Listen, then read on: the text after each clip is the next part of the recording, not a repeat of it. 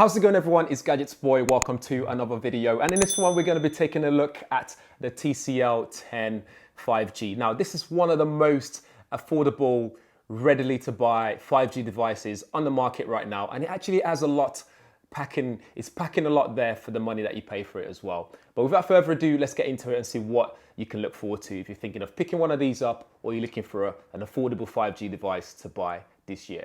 Something good that comes out of brands like Samsung, Apple, or even Huawei making phones that are quite expensive is it pushes brands that you may not have heard of to think outside of the box into making something more affordable that offers so much more for the price point as well. It's also an opportunity to give massive props to Qualcomm for also contributing to this, as if you don't make, if they didn't make cheaper yet powerful processors, smartphones like TCL 10 5G probably won't be possible. And if it was, you probably wouldn't have 5G. Anyway, this is my review of the TCL 10 5G smartphone. Boring bits out the way. In the box, you get all you need to use your device. So you get your smartphone, some information booklet, USB-C cable, not micro USB, which is really good for an affordable mid-range device. You get a clear silicone case, which fits very well, and a 3-pin plug, as I'm in the UK, so this is what I need. So what does the device actually have to offer? The TCL 10 5G is largely a big device with 6.53-inch display. It's 19.5 by 9 aspect ratio LCD display, and is running at a resolution of 1080 by 2340 pixels. And usually I'm skeptical of devices that cost £400 or less, but this is actually a pleasant surprise with a vibrant, sharp, bright, and all-round brilliant display. Whether you're watching movies on it or decide to buy it for gaming, it's more than enough to see things clearly, and what it's missing is a higher refresh rate, which when you spend this sort of money on a device, you can't be asking for too much, to be honest. It doesn't have much bezels around it, and at first, the front reminded me of a Nokia device. It has a hole punch notch on the front that houses its front-facing camera. On the right side, you have the power button and volume rockers, and on the left is a Google Assistant button, which I didn't explore whether it could be reassigned, as I'm against that sort of button anyway. For like a dedicated assistant button on smartphones just is a no-no for me. And on the back is a physical fingerprint reader, which I also wish was integrated in the power button, but it's probably more accurate with a larger surface area on the back. Above the fingerprint reader is your camera array, which wouldn't be to everyone's taste, but it's fine. There's also a 3.5mm headphone port up top and a USB-C port at the bottom of the device. Overall, the design and aesthetics is basic, nothing to write home about, but nonetheless, it doesn't feel cheap. Definitely doesn't feel like it's around £400 at all.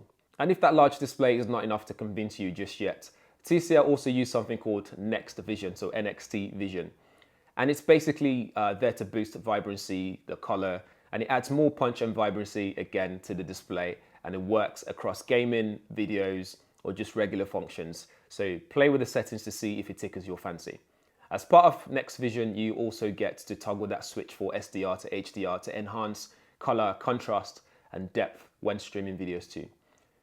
Onto the software user experience, I'd say again, it's very close to the Nokia experience for me, as it's clean and barely has any of TCL's own bloatware on it. You only get that TCL Plus app, and I find it useless. Otherwise, you just get the usual Google apps, which is great to get started. Finding things in the settings menu is very easy, which is great. And if I haven't mentioned already, you can also hide that notch in some apps as well.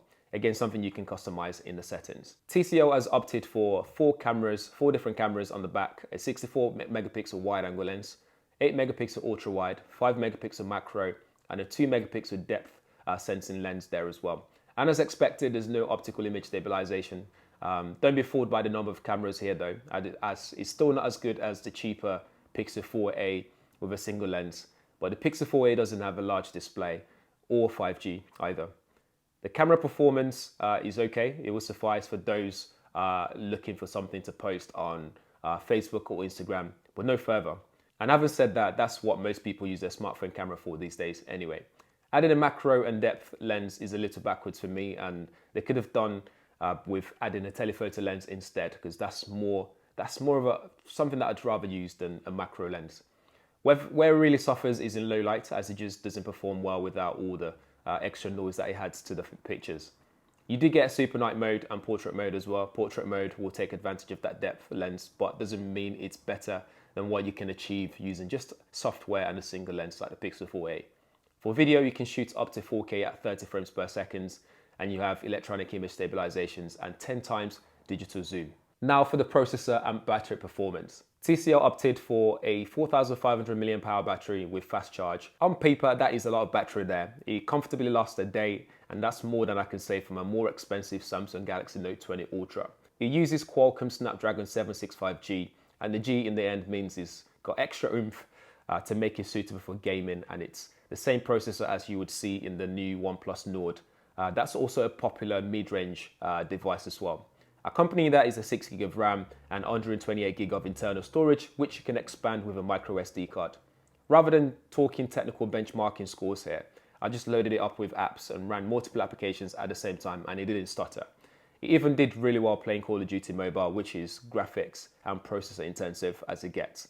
It didn't get stressed at all or get hot either. Overall, I really enjoyed the TCL 10 5G. Saying it's a boring design comes from someone who's also very used to handling phones like the Note 20 Ultra. So it's just a matter of preference, but regardless of that thought, it by no means feels cheap at all. Camera is fine, and it takes Instagrammable photos, if that's a word. It's great for gaming thanks to that efficient and powerful processor in there, with a good amount of RAM and large display with TCL Next Vision. If I have anything bad to say, it would be that there is some serious competition out there, but the thing is, not all of them offer 5G, for example. So that's it for the TCL 10 5G device, guys. Let me know what you think in the comments below. If you have any questions, drop them there as well. In the meantime, if this is your first time on the channel, make sure you hit that subscribe button, share it, and hit the bell notification so you'll be one of the first people to know every time there's a video up on this channel. Thanks for watching. See you in the next one.